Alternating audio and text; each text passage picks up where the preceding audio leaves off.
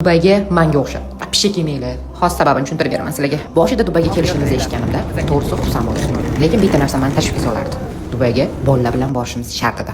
Sababi biz dam olgan emas, mana shu o'g'limni olimpiadaga o'tgandik. Tuppa-tuzuk yurgan qizim esa Dubayga kelishimiz bilan shu ahvolga tushdi. Sirrazu doktorimiz bilan aloqaga chiqdik.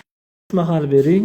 Dubaydan sepsiyalar bo'ladi. Qayerga borsam ham dori ko'tarib yurardim. Lekin kelib shu Dubayga kelganda dorilarni olmagandim. Amallab aptekadan qo'shnilarimizdan dorilarni topdik va lecheniya qilishni boshladik. Lekin dorilar yordam berishi juda ham qiyin bo'ldi. 3 kun o'zi ham tinmasdan issig'i chiqdi. Barcha guruhdagilardan qolib ketmaslik uchun amallab yurdik. Adamiz Parizodani tinmay ko'tarib yurdilar. Bechora Pari qizim ham rosa qiynalib ketdi. Lekin shunaqa bo'lishiga qaramasdan, meni kuchli qizim ora-orada issig'i tushgan paytda o'ziga yaxshi taassurotlar ham olib qolishga harakat qildi. Endi shunaqa bo'lishi kerak ekan, bo'ldi.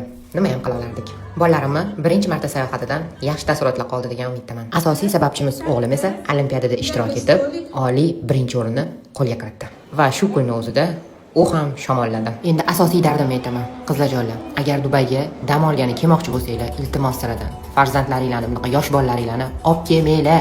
Tinchgina buvisining oldida o'tirsin, o'zinglar maza qilib dam olib ketinglar. Sal kattaroq bo'lganidan keyin olib kelaverasizlar. Dubayga kelish qochib ketmas. Bolajonlarni tinchgina o'zimizni Toshkentda aylantirib qo'ya qolgan eng yaxshisi ekan. Bu videoni farzandlari bor dugonalaringlarga tez jo'natib qo'yinglar. Bunaqa xatolar qilib yurmasin. Va bolajonlarimiz baxtimizga doimo sog' salomat bo'lsin degan qizlar bitta like bosib ketish esinglardan chiqmasin.